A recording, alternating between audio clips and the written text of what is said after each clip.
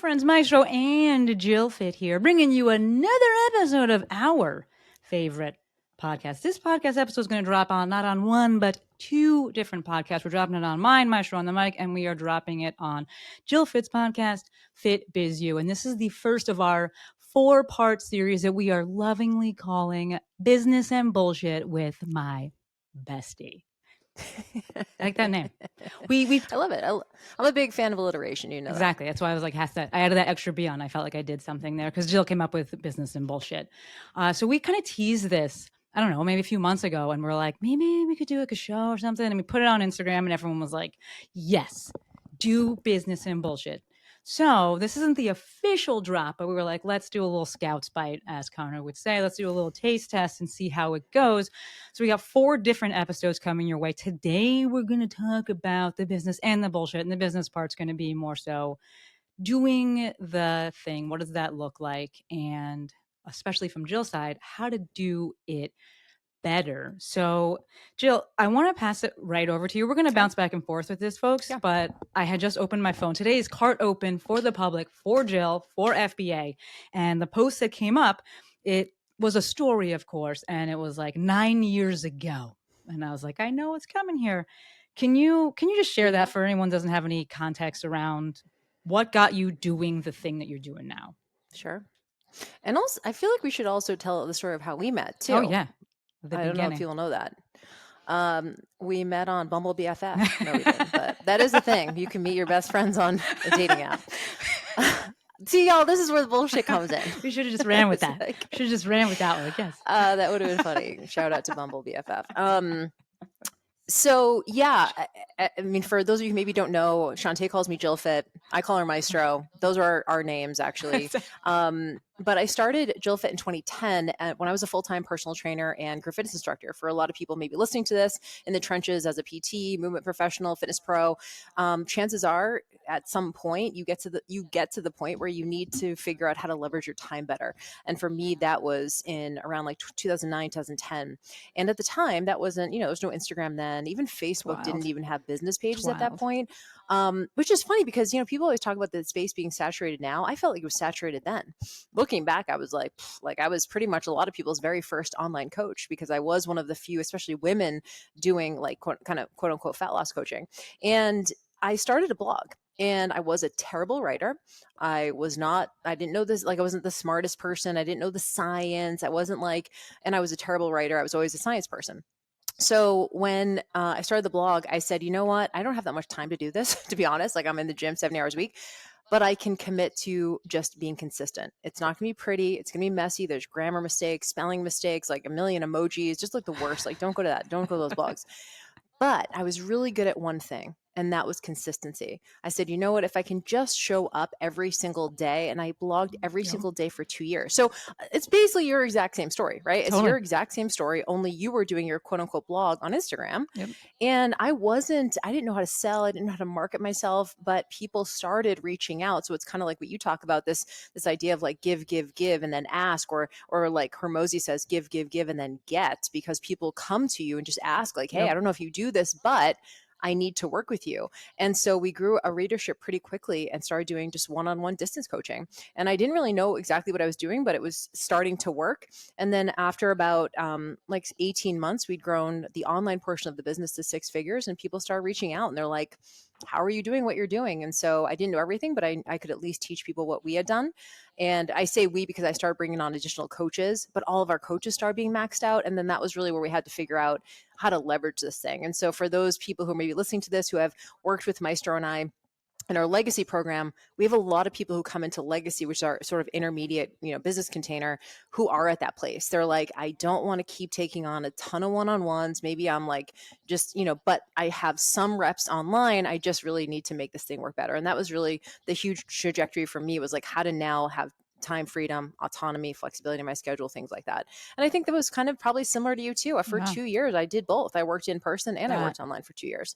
I think that's super important to acknowledge, is that transition period. Can we back it up for a second and talk about the rub there? Because I'm a big proponent of, wait till you hate. Like when the pain is great, you will change. And usually when it's not good enough or not big enough, you just keep doing that. I know I was at a point where I was like, I will literally go work at Costco. No offense if you That's how person I was. currently listening Same. work at Costco.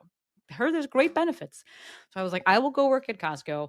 And this would be on Friday nights. Like I would be dreading Monday so much that it's all Friday. I don't get I didn't have time for the Sunday scaries. It was the Friday scaries.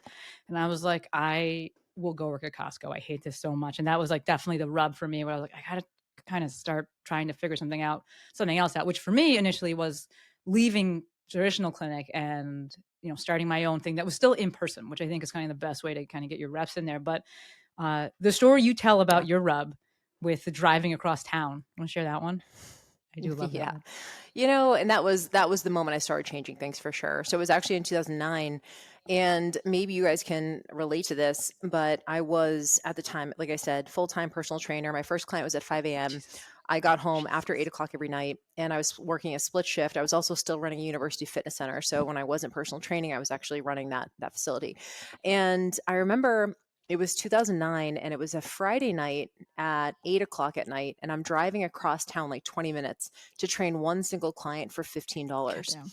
And when you say that out loud Yeah. now, it seems like wild, right? But at the Yeah, time, totally. When you're I in it. had this moment where I remember my friends and family were like out to dinner. They were having like the weekend, just relaxing.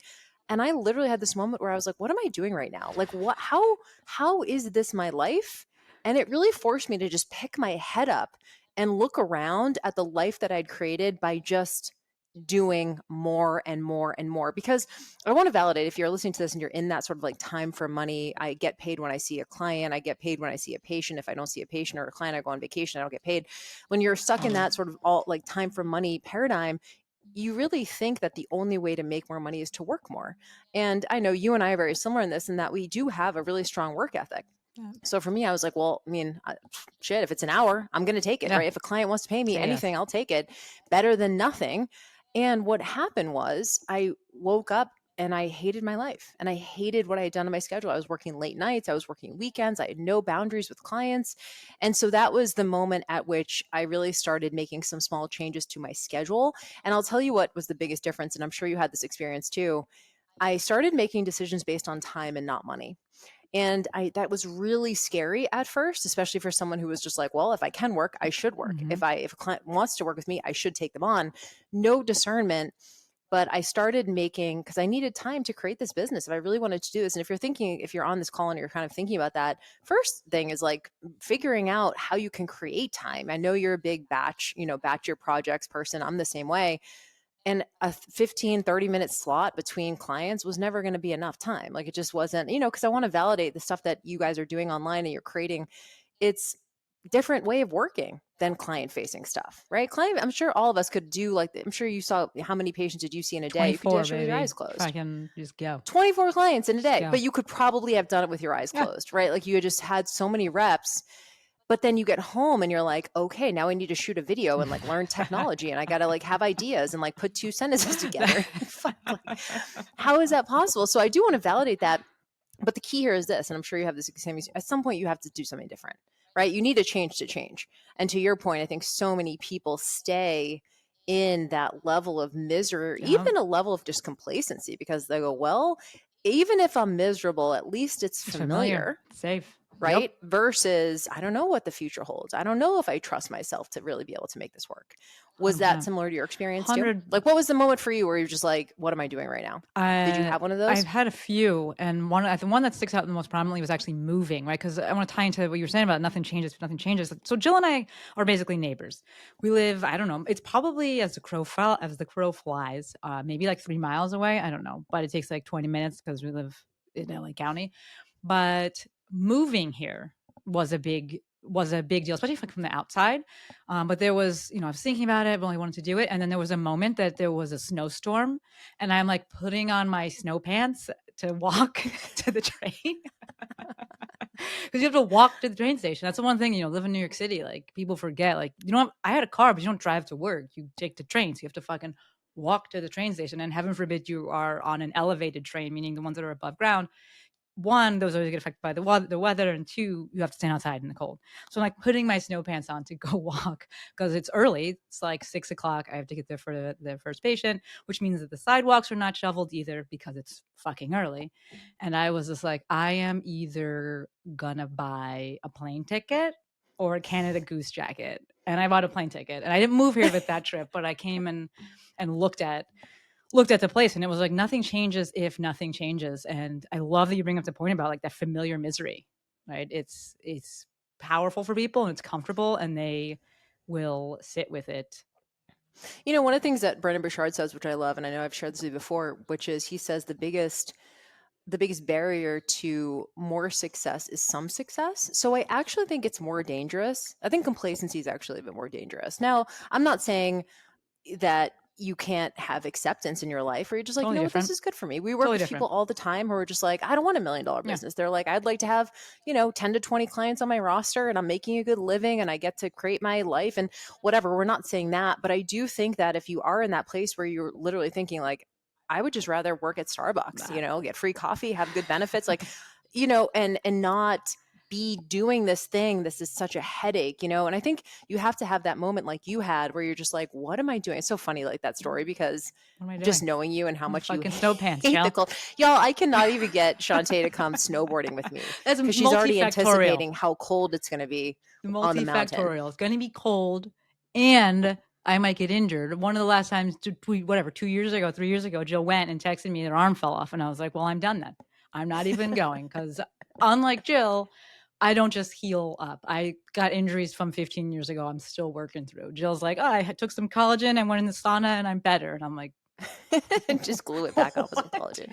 No, that's not true. Maestro rehabbed me for 12 weeks, and now my shoulder works best again. patient ever. She was just like, on I'm the head of just the tree. gonna get stronger and do shoulder presses on day 2. And I was like, all right, cool.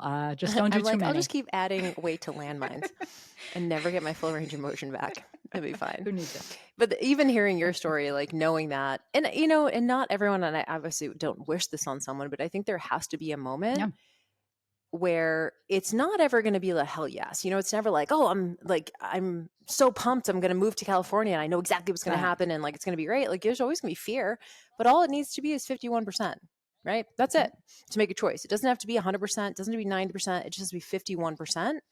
I need something else, which is better than 49% of I'm just going to stay here in this holding pattern. 100%. And so I always love listening to your podcast, and when you say things like, you always give people an out. You're like, look, you don't have to do that, but then you do have to be good with the consequences. That's it. You don't have to do it if you don't want to. You don't have to grind. You don't have to, do the most, but realize that, then maybe you're not going to get the result of someone who's doing the most, or that's putting themselves out there, or someone's that taking a risk, or someone who's investing in themselves. Bad. Jill, I want to back it up because I think there's a really important part that you said there. And I think the majority of the listeners in general are like this, but I also think it just needs to fucking be said. And one of the episodes, I think the episode that dropped today on my podcast was like, you better work, bitch. Like, this is not, it takes work. It takes effort. It takes, pushing at times. But one of the things you said was just like, you came from a place, and this is just inherently Jill, you can look at her physique and know this, like, you came from a place where if you had more time, you're like, I'm going to work. Like, that is always the default. What do you see? Because you are, like you said, definitely in the trenches, but like, can you give it to me straight? Give it to me real with like what beginners should be thinking about of like how much work this actually takes to get started, and then to continue, and then to go to that next level. So starting a business is really interesting. So I have a course called FBA, which is for beginners to online business. And what's really interesting is that we see a lot of the same patterns with people who want to change their physique or want to have like some kind of body change, lose weight, get stronger, whatever, is this very like gung ho. I am so excited. I'm going to create this new reality for myself. And dude, I love that. Like, I love the excitement. I love, being inspired. I love the early stages. It's funny, they actually show in research that people get more excited about a new diet before it starts than when it happens, right? Because they get the meal plan, they get the food list, they're going to the store, buying the stuff, like making the food. And so I will say with business, I think especially the way some marketers will share about online business is like, it's fast, it's easy, it's cheap, it's like, and then they're like, just follow my 1, 2, 3 plan and then you're going to have $1 million business. And honestly, like, I am a marketer, but I fucking hate It's the marketers. worst. Like, in a way, I'm just Yeah. like, it ruins it for all of us. But here's the deal. Is this challenging? Sure. Like, you have to learn a whole new skill set. You don't know business. I think people get in going, well, it's just social media, right? It's like common sense. I'll just do what Shantae does. I'll just copy what Shantae does. And that might get you a little bit of way there, maybe a step or two. But at some point, you're going to have to learn business. It's not just about, okay, I posted on social media, check the box. It's like, cool. Do you really want to make this a career? And I don't think everyone has to, by the way. You might just be like, you know what? I want to bring on a couple of clients. I want to supplement my income that Totally. I'm already in person. That's fine. But it is challenging, which is why it can't be like, I need this thing to work. Yeah.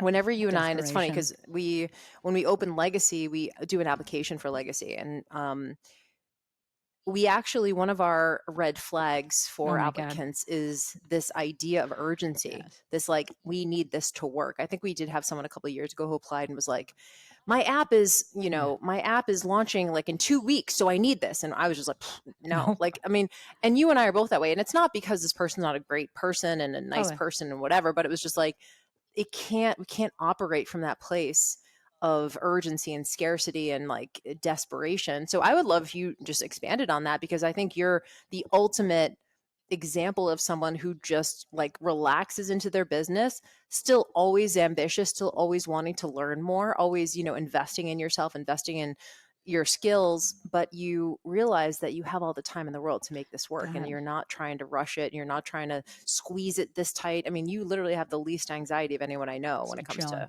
to business. I think that one of the things that we have in common is the self-trust, right? Where we're like, I'm gonna figure it out. During COVID, a quote that I used a ton from Seth Godin was, playing it safe is risky. And the traditional safe was like, work for someone else and have this job that in like a corporation because it's predictable, until like they're like, you're furloughed and you have no money. And I was like, that is not safe at all. And people talk about or ask about starting an online business and things like that. It's like, do you trust yourself? I trust myself and Jill 12 out of 10, 12 out of 10 times, more than anything else. Like, I know that I'll figure out a way to do it. And so, that allowed me to take steps. But I think that, to speak to what, you're saying there, is creating safety. I am like the PPE person, the protective equipment person. Jill and I be going skating one time only because I was like, this is very dangerous, Jill. There's sand on here. This is hills. And I'm like, I need safety. I'm gonna have a helmet on. If I wear a mouth guard, I'm probably gonna wear that. And so when I go to do things, I'm like making sure that if a worst case scenario happens, like, it's okay. I think for many people, that's the financial side of it. Is like, if something happens, am I okay? Make sure you're okay. Like, save money, go and do something else, and maybe get the job at Costco or whatever. And that I stayed when doing PT and doing, um, my cash based side of things and working with Rock Tape for a long time, because I was like, I need to have money so that if I go and take this leap and it doesn't work, I'm okay. But also so that I can give myself the time for it to work, because I know that it's going to take a long time. I think one of the How things, did you know that though? Like, how did you know it was going to take a long time? I don't even know that I had that. I don't even know that I had that insight in my head. Like, I didn't have, how long is this going to take? I wasn't even totally, thinking about that. I think that's it. It's the same thing as well, where it's like, either you're not thinking about it, which is like when people talk about finding a relationship, you're going to find it when you're not looking for it. And I think that we know, just like, if something that's worth working for, something that you're trying, like, shit takes time. Like, you want to grow muscles, you want to get better at something, like, it's going to take time. And I think that that's a really good point you bring up, that I wasn't in my mind like, it's going to take 2 years, but I wasn't thinking about the time. I didn't need it to take a shorter or a certain amount of time or a shorter amount of time. I was just like, Well, it also like requires that you have it there to go, totally. like it requires people. And I do hear people say like, when will I get there? And I'm like, Where? where's there? Where? Like, where is The there? fucking I don't marketers. remember ever thinking to myself, this needs to be a 6-figure business. I also want to validate, when Yep. I was starting in 2010, we weren't seeing the kind of Totally. numbers, the visibility of like 10K months and Totally. like $1 million business. Like, no one was talking about that. That wasn't even a Totally. thing. There was no Instagram ads or no Facebook ads with numbers. So there wasn't even a place you could have 100,000 followers. Like, No. on Facebook, you had like 5,000 friends if you were lucky, and that was it. So, Totally. we weren't seeing those kind of numbers. So I think if you can maintain that level of, what's the word? Like, just organic showing up because you just want to do this thing. I just found it fun. That I was like, I'm having these conversations with my clients every day. Why not just put them on the this internet so other people can learn? There was no expectation of like, there needs to be this many likes, or this needs to be this many readers, or this needs to get as many, this messages or shares. So I do want to validate things are a little bit different. How does someone who is maybe focused a little bit on the where are we going? How long is it going to take to get there? How many likes am I getting? Am I progressing? What advice would you give someone who is kind of looking at the metrics and going like, and trying to figure out, am I there? Am I getting closer? When am I going to be there? Yeah, What would totally. be It's your like the advice? worst fucking question. It's from someone that I don't really like working with, but like one, it's that magic number of 18 months minimum. And then going back to what we talked about earlier, excuse me, is do the most. Like, are you doing the most? Are you doing, how many posts are you doing a day? Can you do more? Okay, then do more. Like, if you're going to be all up in the numbers, then I want you to create more numbers, right? So, like, yeah, I'm going to validate. I definitely want to validate, like what you said about it's different now because you can see things and there's other people that you can compare to if you must. But also, like, Jill's the nicest lady ever. She's great with words, nicest lady ever. And I'm just gonna be over here like also like take some fucking personal responsibility. And no, if it's too good to be true, it's too good to be true. If it was easy to make $10,000, get $10,000 months, whatever fucking price you want, whatever number you want, everyone would be doing it right away. Like, if something's too good to be true, and I need people to take personal responsibility, be like, oh, I got duped, and then don't get duped again. So for the person that's coming in, you already know, like, hopefully they've come through the ecosystem, so they already know, like, not to ask me that question. But if they must, or if like, it's on some like webinar, then I'll give them the 18 months and I'm like, but I'm going to take you back to what I did when I first started and what I would do now, which would be, I would be posting 2 to 3 times a day. So when I started, I was blogging as well. And I had to take blogs down, Jill. So I was blogging once a week and I was posting every day, 2 to 3 times a day. And I was blogging about like PT stuff though. And one of the blogs I did was about abdominal, it was about visceral massage, right? I was doing pelvic floor physical therapy at the time. And so I was talking about like if there's constipation issues and things like that. Jill, that's the number one hit for my The SEO website. traffic. Yes, I had And to then pull it down. People are trying to buy stuff on it, People, and you're like, I don't do that. I took it down. It was like the number one hit for like, can you feel your colon from the outside? Can you something about poop? And I was like, we have to take Lex, we got to take it down. This is bringing me the wrong kind, like literally number one ranking. And I was like, no, this ain't it. So what I was saying is, if I was starting out now, I'd be doing the most. That's what I fucking did then. I'm doing Instagram every day. I was doing a blog every day. It took me about 3 years to, dive into doing a podcast, but I'd be like, cool, you want numbers? Then generate the most data. And then we can talk about the other side of the numbers and the kind of financial side, which is typically the other side of the numbers. What would you say to them? Yeah, I mean, well, actually, I'm interested in this because I think, and I know this is like kind of cliche, but for me, part of the motivation in doing what I do and what we do is I like that many people wouldn't do it. Yeah. I'll be honest. Like, Fuck yeah. I think that's the athlete in me, and probably it is in you too.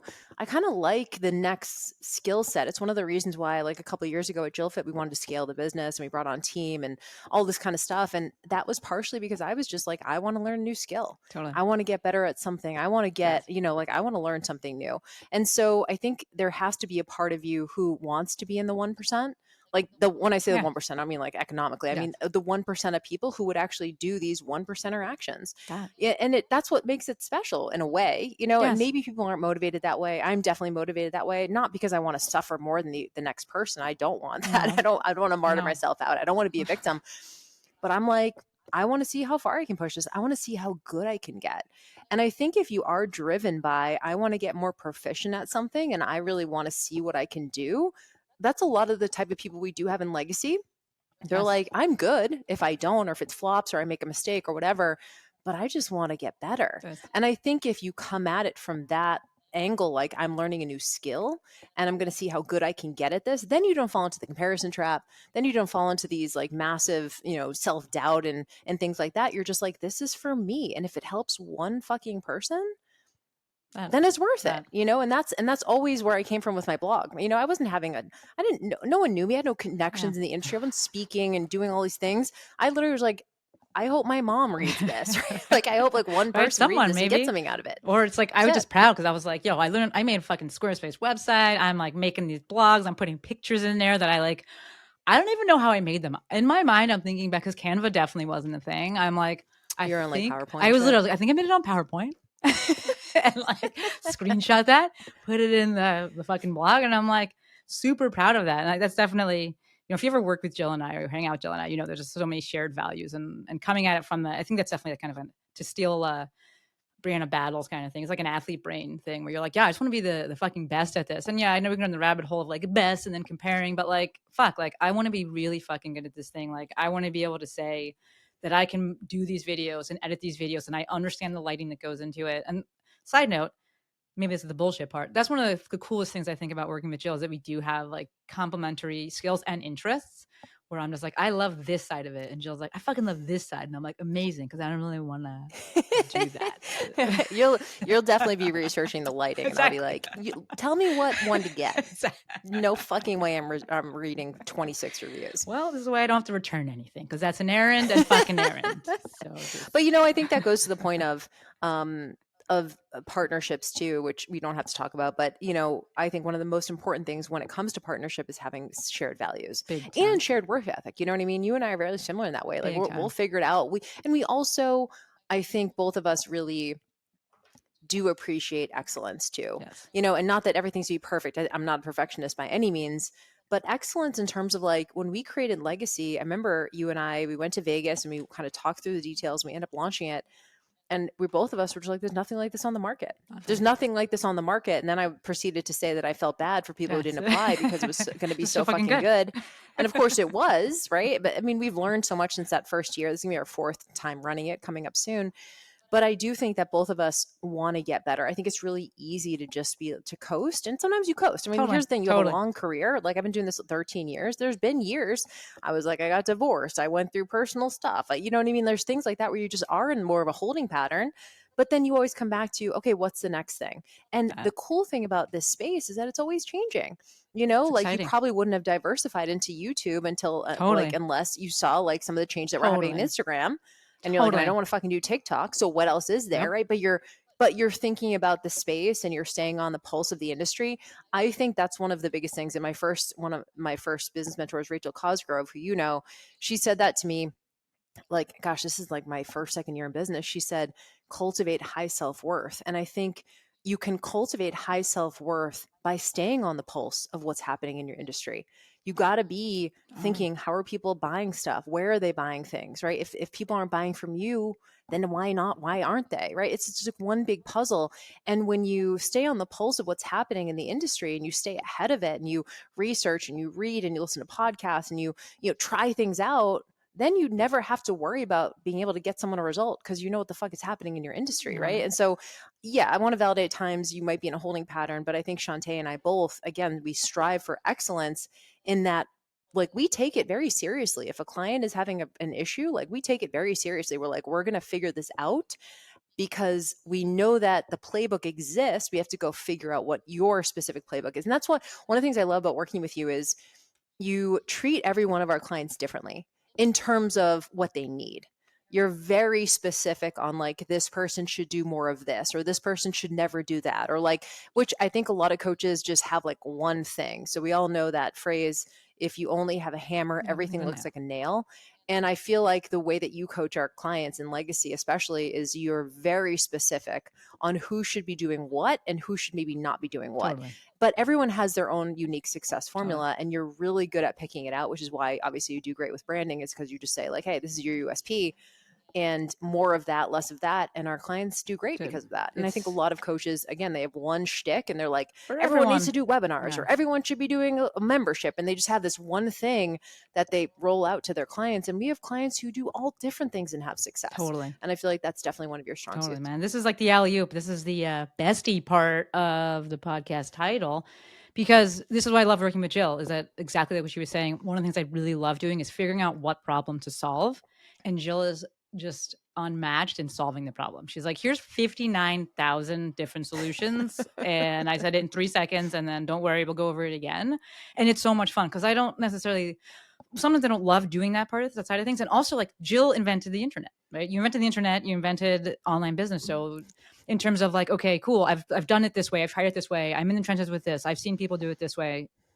she can get specific with it, which is what makes working with you just the fucking best, because I get to do what I like doing. You get to do what you're so fucking good at doing. And then our clients, our clients get these, I'm going to say unreal results to do a hat tip to It Anna is always there. cool, like when they message me and they're like, they'll ask me a question and then go, actually, maybe I'll ask Shantae that.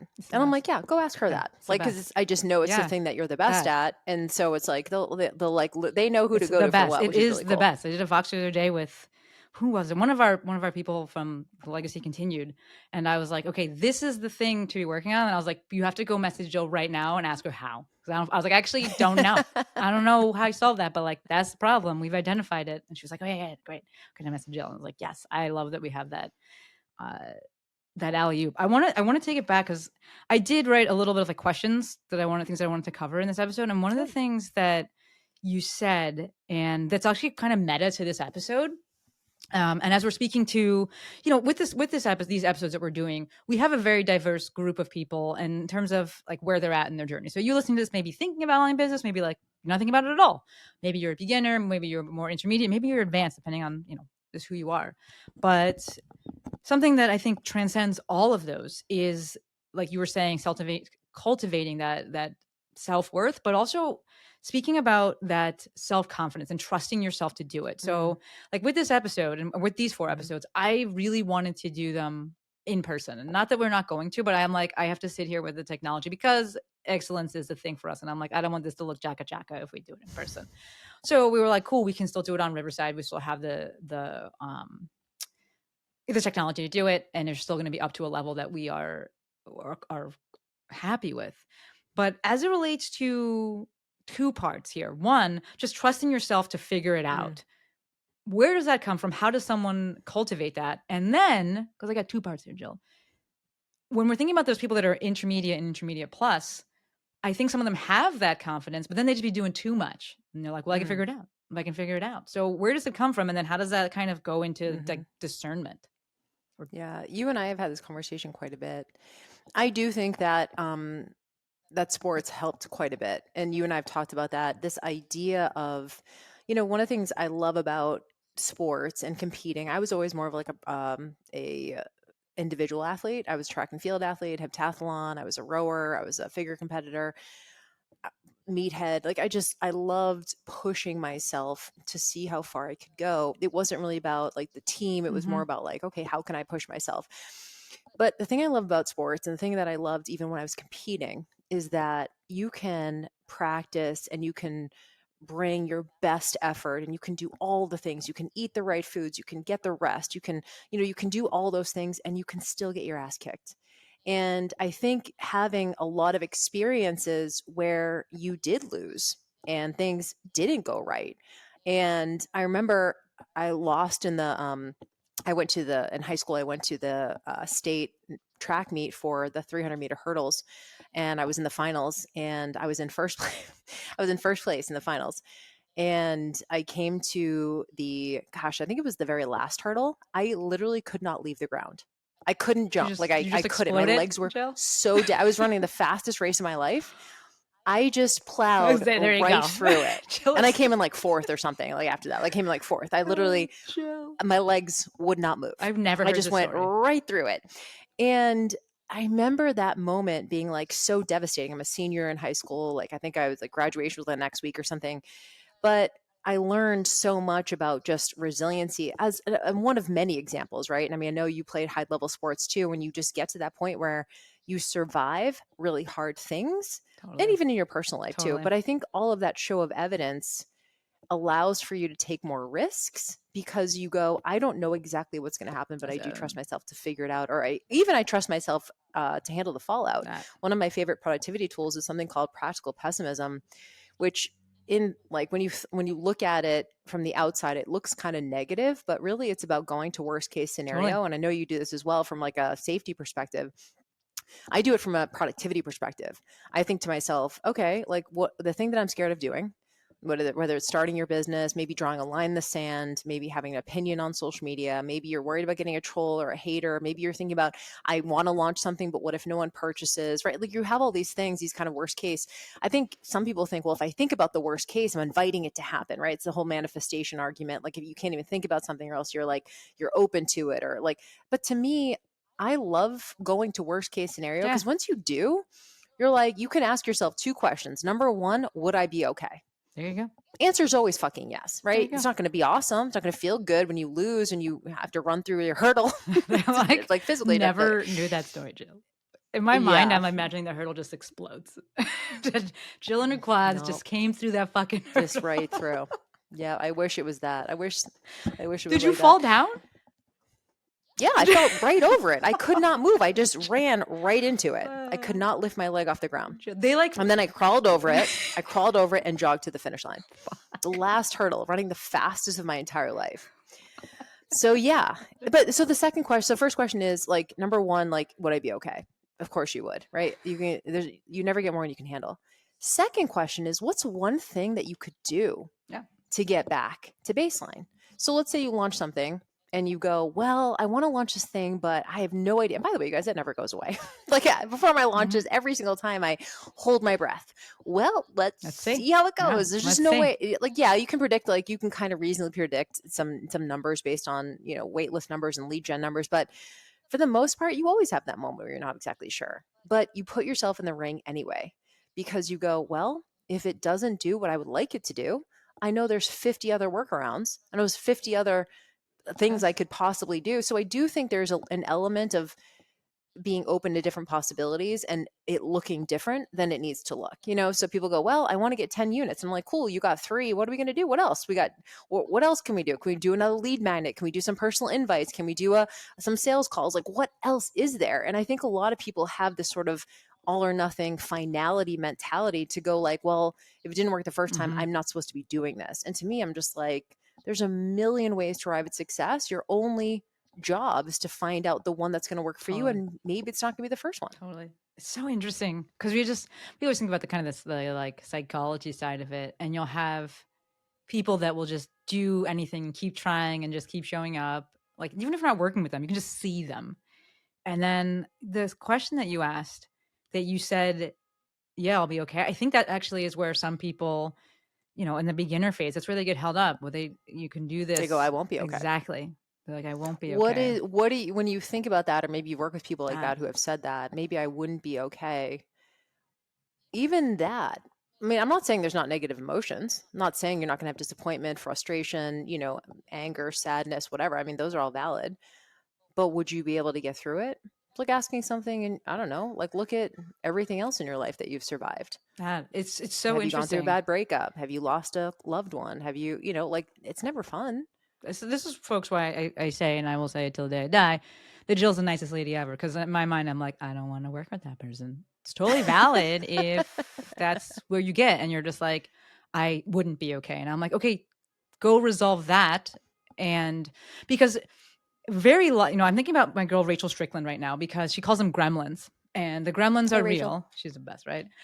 Gremlins are real, but as she says, they're also liars. And it's very interesting. I think one of the things she's probably the best at is helping people through that and quieting the liars, or just like having the liars there and still doing the things.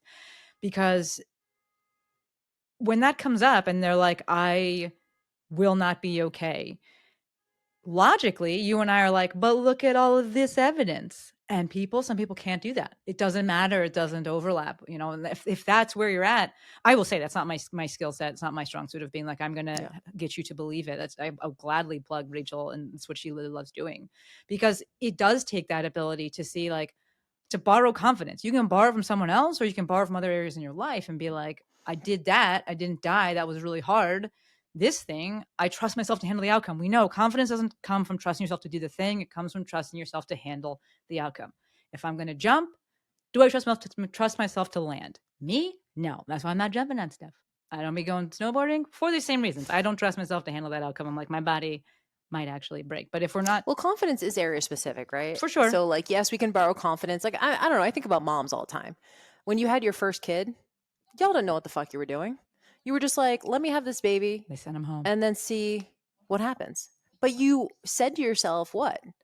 I'll work Figure it out. at being a good mom, right? I'll figure it out. I'll work at being a good mom. That's all you need for business. I'll work at being a better business owner. You knew that having a kid wasn't going to be easy, right? Business is the same thing. But I agree with you. I think and confidence is specific, which is why I love when you always talk about like, hey, you got to get reps. That's Like it. at the end At of the some point, you day, got to do it. if you want to get better at something, you have to get in that ring to get better at that thing. I mean, I don't know any other skill that anyone would think you just start it and you're automatically good at it. Think about learning a new language or I don't know, I'm learning Italian. I go to Italy. I know I'm going to mess up You day should one. know that. But when Yes. it comes to business, for whatever reason, we expect that things will just be smooth sailing. Or, actually, I got this from your boy, Ramit, who I know you Love him. love.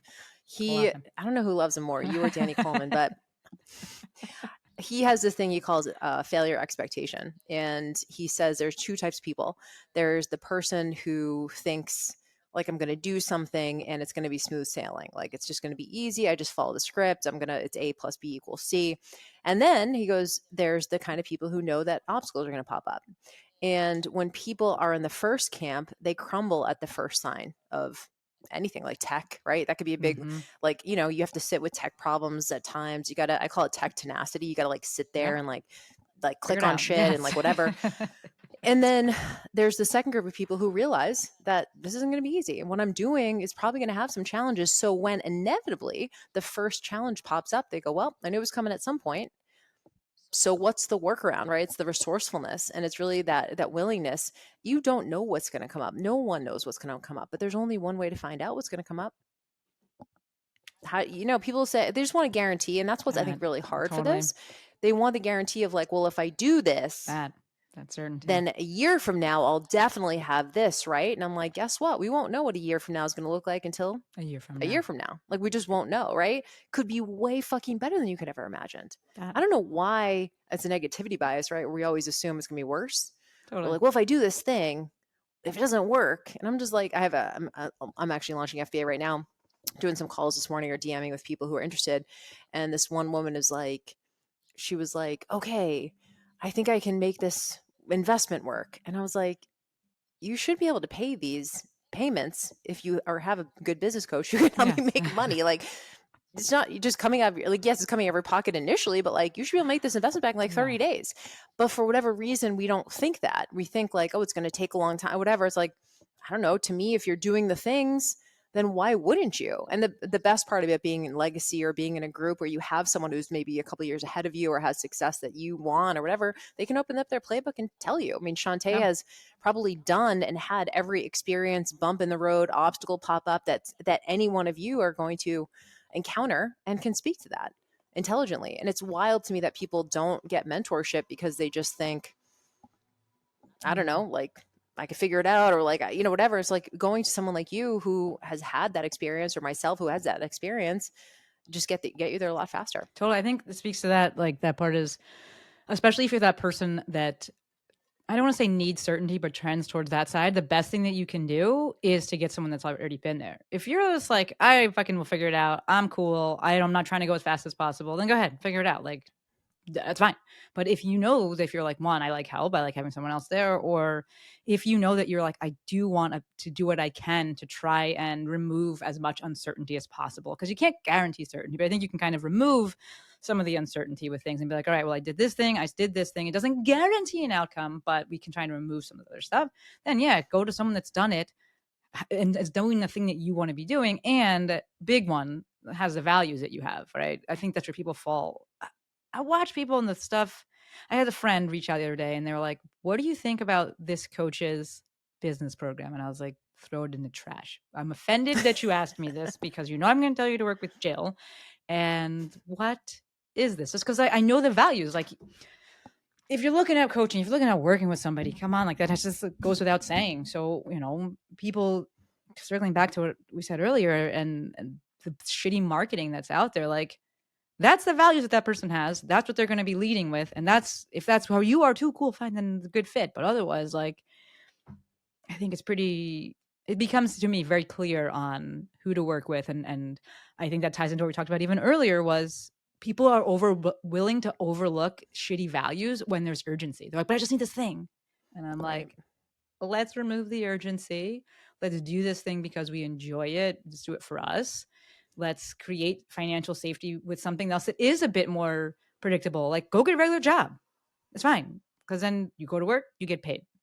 The input and the output match. But, I think that when you talk about guarantees, I agree with you. Like there's really no guarantee, but you know what is a guarantee?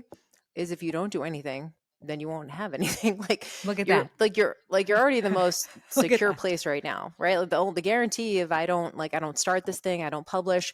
I had someone actually say to me or ask me a couple weeks ago, and I actually didn't bring this up to you, but I would love your take on it. I think I know what you say, but they said I need to figure out when I start my business if social media is worth my time. Oh, Like I need to like yeah, that's what they're trying totally. to figure out. Is social media worth my time? What would you tell someone who said like, "Hey, I want to start my online business, but I need to see if social media is worth my time." Totally. I mean, I would just back it up and be like, make things worth your time. It's whether it's anything in life. It's just taking that personal responsibility. Like, it's like when someone's thinking about for my PTs out there, when you're thinking about going to a conference or a course, make it worth your time. It's as simple as that. Like, they could teach you the worst shit there, but you're like, I'm going to make a connection with somebody. And so then suddenly it was worth my time. And just take responsibility for the success of this thing, as opposed to being like, let me just put it into the ether, into the internet, and I'm going to base whether it's worth it based on this largely probably financial ROI. Like, flip it and be like, I'm going to make it worth my time. You can, again, ties into our question from earlier, kind of metrics to be looking at. Yes, you could be looking at the easiest, simplest metric, which is just basic numbers of like followers and likes, neither of which directly pay your bills. We could be looking at sales, which is way, way better. But we can also be looking at things that when we're in the beginning are more important and will actually move the needle more, which is clarity of messaging, like confidence in how you're showing up. You can look at that. You can create a metric around that. How quickly did you post this thing? How easy was it? How long did it take to go from idea to actual content? How specific are you being with your content? How willing are you to draw a line in the sand with your content? We can look at those things. And so those are metrics that we can say, all right, I'm going to make it worth my time, because even if the financial, let's say, ROI isn't there, you can take those skills, those wins, and you can use it with something else. You'd be like, all right, I'm going to go try a podcast, or I'm going to go try a blog, or I'm going to go try in-person marketing. Then fucking matter. So hmm Yeah, and I also want to validate like I don't think you have to jump in with 2 feet. You're not like okay, like you always talk about don't burn the ships, yeah. but I also think especially when it comes to social media, when it comes to posting yourself, and it was interesting. I had I'm doing this free training for FBA, and I taught them like sort of how to tell their own story online on social media. And a couple of the gals were so nervous because they're like, it's getting too much attention. Like they post their Mm-hmm. story and they talk about their Yeah, of transformation and course. they're like, I'm about to delete it. I'm getting too many comments. Too many people are paying attention to me. I hate attention. And so I kind of had this whole like this teaching moment with everybody in the group. And I was like, what's your relationship to attention? Do you see it as a bad Mm-hmm. thing? There's no way to have a successful online coaching business It's and big. also not have attention. So It's I want big. to validate that if you're in the newer stages, that's going to feel like I call them a vulnerability PR. Like we PR in the gym, we, personal record, whatever. These are vulnerability PRs. You don't come out day one, I don't know, posting the most, vulnerable thing. Totally. You do like one little thing. It's funny. Sometimes people will be like, well, I drew a line in the sand and they'll tag me. And I'm Yeah. like, where is Yeah.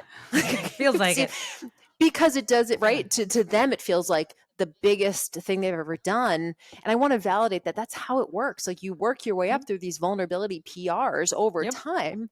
So the point when you look back at like your very first like scary action item and you're like, oh, that That was a was, piece of yeah, cake, but it feels that in the way in the moment. moment. So For sure. you don't just come in and be like, okay, I'm going to be at the level of Maestro or Jill Fit or whatever. It's more just like, I'm going to take my next That's step it.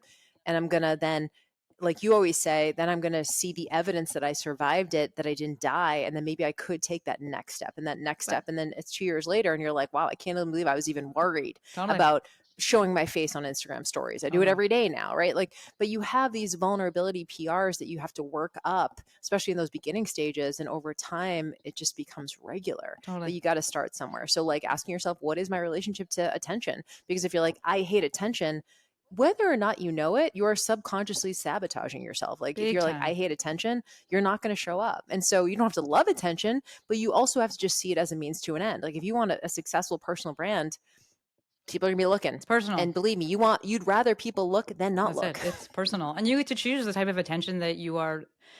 outwardly and intentionally looking to cultivate. People are still going to do whatever the fuck they want, but you do have a say, at least initially, in the, in how you're showing up on your side of things. Their journey is their business, and so you can't control that, but you will have a say in that side of things. You said something there, and I was like, I want to come back to it.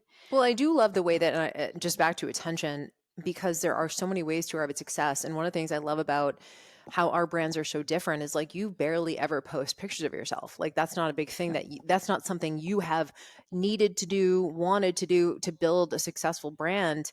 Whereas for me, I came up in like the fitness Totally. modeling space, and like for me, and I've toned it way down in terms of how many photos of myself that I was sharing.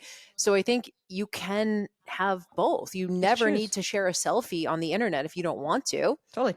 But then if it's not going to be that, then what's Something else. another way to connect with people? That's it. Right? You still have to connect with people in some way. That's it. 100%. And if it's not, your face or showing yourself on video, you got to figure out another way to connect. Figure it out. 100%. I love that Jill brings up that very tangible example. Like, I am not a picture person, but I'll be in a video all fucking day. Then I'll talk all fucking day, and I'll talk literally all day. I'll do a podcast. I'll do a video, a reel or whatever. So figuring that out, and yes, you will get attention, and that is actually the goal, so that you can go and help people. There's definitely, I mean, if you're not doing shit, no one's saying all. shit. Like, I think it's been interesting. I'm working with older clients. When I say older, I'm talking people in their like 60s and 70s, and them being like, there's a narcissistic, I hate that word, but they throw that out of like, it feels like socialized, I think that's what the word they use. It kind of feels like socialized narcissism. And I'm like, got it. And so like, I love that one of the things you said was, and this is how in the online businesses in general, it holds up a mirror and forces you to be like, how do I feel about these things? Why do I feel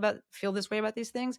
And do I want to change that? Do I want to address it? Like, you're going to have to, whatever, any of the things, money, attention, any of the things. But I wanted to back it up because as we were talking about that person saying, is it worth it? And, one of the things I'm saying is change your metrics, make it worth it, but also change your metrics in terms of what makes it feel like it's a win. I get it. Looking at sales, yes, I want you to consider sales because this is a business. But it's cool because we have people that we're working with now in Legacy, and they're going through launches. And one of them Foxed me the other day, and it is her biggest launch yet. But we were like, she'll be like halfway through, and she was just like, oh, she wasn't even halfway through it because she just did the lead mag. She was like, I did the webinar and I didn't shit my pants. I didn't feel like I was going to shit my pants. I was really excited about it. And she's like, that's a big win. And I was like, yes, because when we first pitched to her the idea of like, you have to do a webinar, she was like, I could never. Oh my God. And I was like, what? And she had all the reasons, very valid for her for not doing it. And she's doing them now. And it's no problem. And she doesn't need the moral support, anything like that, or the rah-rahs, and is able to also, on the other side of it, choose to believe that evidence. That's a big thing, right? You got to choose to believe it. You see it, you generate it. Some people choose not to believe it. And she's like, look, I showed up and I did it. And I literally, her exact words, I didn't feel like I was going to shit my pants. I wasn't worried about it. And I was like, that's a win. I'm so excited for you. And also, like, just validating the fact that no one is good. Like, believe me, some of my earliest videos were terrible. Like, I was looking down. I would say the whole time. I would mumble. Like, my energy was terrible. Everything was bad. But the only thing that I was able to do was just press publish. And so many people aren't because they're constantly judging it. I knew it was fucking terrible. I was like, but look, I got to be at the gym in 5 minutes. I have no time to do it. I don't have time to do it again. And also, I know that I'm like, also, this is the smallest my audience is ever going to be is right now. So I might as well get my fuck ups in now because, it's the least amount of people that's going to be looking. It is. I love this. I think that we have, again, this speaks to the complementary side of things where, you listening, you can take it as people's things are bad in the beginning, or you have the athlete brain. And like, I know that Jill is also incredibly proud of those things that were done, right? Like there's that phrase that's around that goes around. That's like, if you don't cringe at like what your earliest work was, you waited too long. And I'm also like, or you can just say, I'm really fucking proud of where I started. Like it was the best I could do. And also it was really fucking good because there is that level of excellence that you probably listening to this because like attracts like that you probably hold yourself to. And, so there's different multiple sides of that. I think there's a way to, because I think a lot of people will beat themselves up for not being better. I think there's a way to appreciate how far you've come and at the same time still want to get better. Yeah. And I think that's the sweet spot, right? I think the sweet spot's being able to look back at and celebrate the wins and not beat yourself up and just look at it clinically, you know, and just go like, I was 28 years old and I was full time at the gym and I was, doing my best. And this is the early days. And I just showed up and I was so grateful that I did. And that I wouldn't be where I'm at now if I hadn't had those early reps, and just recognize them for what they are. No one expects you to be perfect. No. You're the only person who expects you to be perfect. 100%. Being able to hold both, so much of the things you're saying, like, it's just you say this all the time, but how business really holds up a mirror, and it also forces you to examine all the parts of your life. And the things you're saying, holds true to any part of your life, where people that are going to be super hard on themselves business wise, I know that they're super hard on themselves in life. Like, I'm thinking about someone specifically right now who's nothing with business. We play volleyball together, and she's so hard on herself. And I'm like, if you started a business, I already know what kind of client you would be, where it would take so much to be like, and this is also another reason to hire a coach, is just like someone that's going to remind you, like, actually take a moment, take a pause, and let's compare this to where you were, what you're doing now. And let's take a moment to actually choose to fucking believe the evidence. But that may be just how you are, which is okay. We go and have some self-reflection there and introspection. We're like, okay, I know that I have a tendency towards this.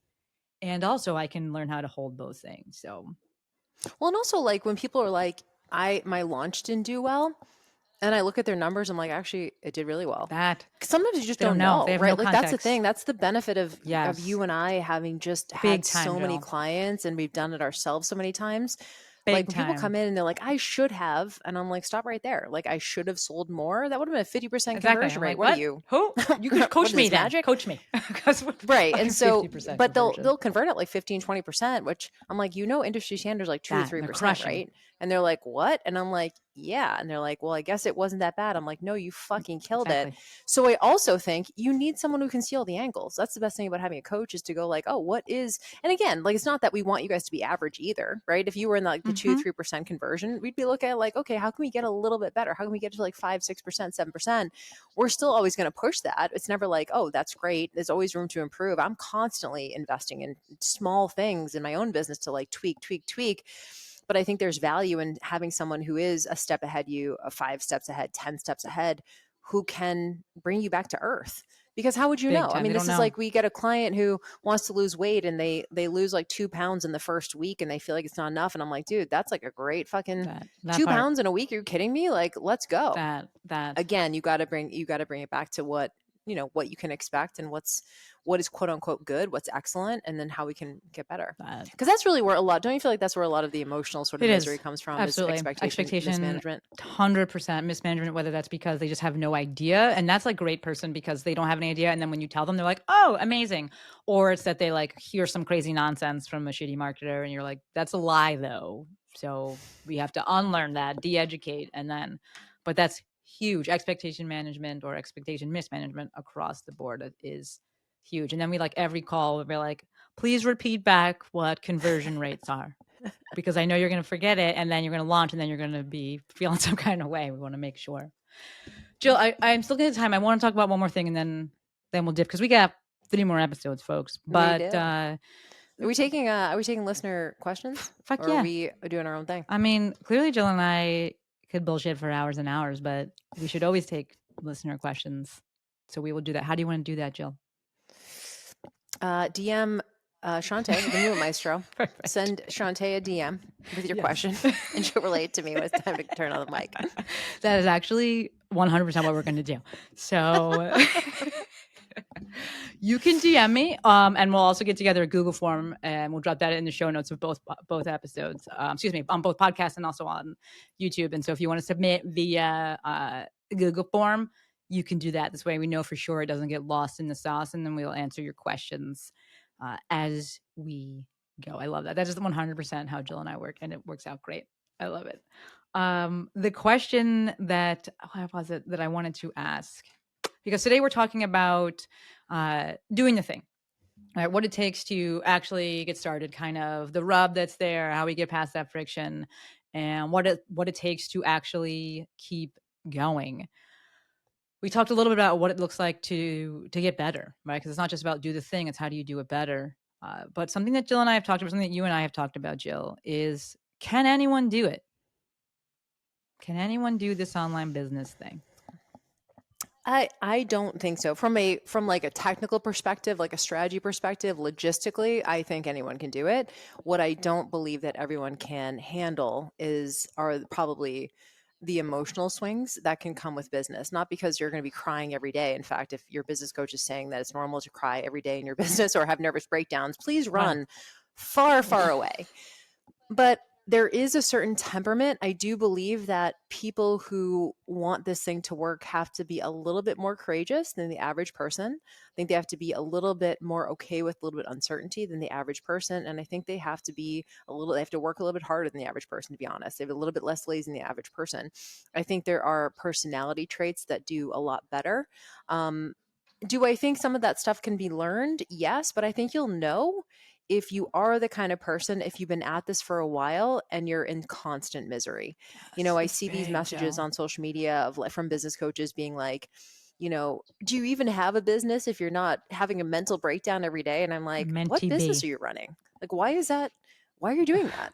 Like It at the end of the day, blows my and I mind. know you and I have that same mentality. It doesn't mean that things aren't hard. It doesn't mean there aren't puzzles to solve and, new levels, new devils sort of thing. But at the end of the day, like you should like doing this on some level, even in the moments where you're struggling or feeling Yes, challenged. that. You realize that it's an opportunity to better yourself. And that's really, you kind of have to have that growth mindset. So, do I think everyone can do it? No. I used to believe that if you just tried hard enough, you could. I actually don't think it's necessarily about work ethic as much as it's about your ability to be resourceful, to trust yourself, to be resilient, and to really actually just love doing what it Yeah. takes and having a level of like, I don't know, like sovereignty over your life. I think a lot of people, Yeah. their thing in life isn't their business. For you and I know it is. Like first and foremost, both of us are in Hmm. relationships and we love our partners and things like that. But at the end of the day, like this is my baby. Like this is my thing. Like this is always going to be here for me. I have 100% control over it all the time, and that gives me a sense of peace. So I think for much. other people, it's their kiddos or it's their, marriage or it's whatever. And those things are great. But I do think you have to have a love for entrepreneurship, That not part. just a love for the industry that you're in, right? You That don't have part. to just That love part. PT or love fitness or love nutrition. You have to have a real love That. for entrepreneurship and business Dude, skills. I think that it makes sense that because you've been doing it for so long, Jill, I think it makes sense that at some point everyone that entered could do it because those people were entrepreneurs. Like you had to like find this thing. Now it's just like dropped in front of you. If you have Instagram, you're probably seeing someone that has a business or someone that's talking about a business, even if you have no fucking desire to do anything with business. Whereas before, like you had to actually be like, I'm looking for this, I'm searching this out, I'm seeking this out, I'm actually like trying to do something with it. So I think it makes sense that at some point there probably anyone who did start could do it because it was a certain type of person that was starting. It was a person that loved That's that a good point. entrepreneurial spirit and was like, I'm in my basement making Amazon. Like, yeah. So, Well, I always like how you say, like, you don't have to do this. Like, you don't oh have man. to. I mean, I think, you and I talk about it because we love it. So we're like, shit, we love this. Everyone should do this, but not everyone can Yeah. do it. So what would be your answer to that? Totally. I think you stole the words. Like it isn't for everyone. And I think that if I'm just going to add on, instead of reiterate, it's that if you decide it's not for you, you learn it's not for you, or you are that person that's just like constantly crying, like it's not a character reflection. It's not a fault. It's not a bad thing. It doesn't make you lesser than. I think that some people that I've Hmm. worked with, that we worked with, want to stick with it to prove it to themselves or just something. There's like an external force there. And dude, life's too short to be fucking miserable and doing shit that you hate. Like go do something else. It does not reflect negatively on your character. You're not less than or less worthy. I see it in the PT space where we're in this like cash based renaissance. And I'm like, fuck it. If you want to take insurance and fucking do it, like you're not less than because of it. Like figure out what's going to allow you to create your best life and go ahead and do that. 100%. Love that. 100%. It's a good one. All right, y'all. Well, thank you. Do you have anything else? Yeah, I got one That's all more I have for the thing. people, except, oh, you do? I got one Okay. more What we thing. got? We got to finish it up with bullshit. So you got Oh, get any, some we bullshit? got to get some bullshit. So I'm going to ask, do you have, because I have one in mind if you don't, do you have any bullshit that you want to share? Anything you want to just drop out there? Nope, but Okay. I'll get some ready for next I'm going to week. prompt you on this. And the bullshit Okay. is, Jill said earlier that we launched Legacy in Vegas, which we do. You want to share the story of the Underboob, Jill? Yes, this is actually fucking hilarious. So we go to Vegas, and Shantae and I, we like to do it up. That's it. So we're like, you know what? We got to be in the headspace. We got to be in the energy. We're about That's to it. launch this brand new Gonna be offer. good. We're super excited. We got to the as if principle, right? We got to. So we end up going to the pool. We end up renting the day bed. It's beautiful. So we're putting down some money for that. We're there. We're the energy is good. It's great. We're like, Sun, all right, it's we're warm. here. It's like nice dinner, getting amazing. dressed up. Like to me, it's part of the whole process, right? It's like, hey, we got to get into the element. And one of the things that we were putting together a sales page, and I was like, this fucking thing is so good. Like I do feel bad for people who don't apply, to be honest, and I still feel that way, but. The funniest thing, so we're out at the pool, and the next day bed over, it's like a bunch of women, Yes. not young girls, Yes. but like in their 20s Yeah. probably. Good looking group. You know, it's funny in research, they show that when a group of men or a group of women are together, our perception is that they're all attractive. Can hide. Versus if you start looking at them individually and you're like, oh, that actually, kind of they're not not that good. attractive. But like as a group, we go, oh, there's a group of hot girls or a group of hot guys or whatever, right? Talk about this on the best. Get focused, people. And so Shantae is at the pool. She has her laptop. Did I bring mine? No. But Shantae Just has need one. hers. She's working. Just She's need working one. at the pool. And one of the ladies next to us at the day club had one of those bikinis. You guys have seen these that like have that little underboob thing. That's That a was in thing. style That's like a 2 thing. years ago, Yeah. right? It was a thing. And she looks good. She did. And so then I have eyes. Shantae decides she's done with work. Yes. And she goes, you know, I need a break. And then she goes, where's the girl with the underboob, Jill? Where'd she go? I need to take a break. Where'd she go? Where'd she go? I don't know where she went. Maybe in the pool? I don't know. I don't know, but we're waiting for her this because day. that was going to be your That was entertainment. exactly. That was the break. When you take a break. That was the reward. Where's the girl with the underboob? I'll never forget it. I don't know where she went. Now I have no eyes because I'm in a very committed relationship. But at the time, had eyes, and the underboob was it. So that's the bullshit. I mean, I was looking too. Yeah, I was like, good. That's It nice. was good. Where'd you get that Just suit? like appreciate it. And I was like, wow. I think that was also one of the first times I'd seen. I think I went out with Doc Jen Fit to one of her events, and like somebody else had been seen like that, and I was just like, wow, this is a thing. Like it's a thing. Huh. The side boob is like so 5 years ago. If you don't want that, it's underboob is in. And I was like, wow, we're here for it. That's a thing. And then I saw it in Vegas, and I was like, this is a good and thing then for I'm a break. We're here for it. Yep. I love it. All right, folks, there is our bullshit. You got the business, you got the bullshit, you got the besties. This is episode number 1 of 4, bringing you these every Monday, or the first 4 Mondays in October, bringing you a different topic each week. And if you want some questions answered, you can slide on into my DMs at the Movement Maestro, or click the link that's in the show notes and submit it via the Google form. That's probably going to be the easiest. So gentle nudge to do that one. So they have them all in one spot, and we will get back to you in the next episode. Anything else from you, Joe? And yeah, last thing is we do have a wait list going for Legacy. So Courtney, if you could put that in the show notes, that would be amazing. And if you guys want to go and check out that page, it's a very basic, just waitlist form. There's absolutely no obligation to be on it, but we do let waitlisters know in advance when applications are opening. They get early dibs, they get first dibs, all that good stuff. So make sure you put your name on that waitlist in the show notes. And that's all we got for you guys. We'll see you next week. So good. How cool is that we can both be like, hey, Courtney, drop it. Because we got the same podcast editor. Courtney's the best. I got her from Jill, right? She's amazing. But that's all that we got for you folks. As always, endlessly, and it's appreciative for every single one of you. We know you could have been doing anything and you chose to listen to us, but also like, of course you did. Come on. Business, bullshit, and besties. Until next episode, which will be next Monday, Jill Fit and Maestro out.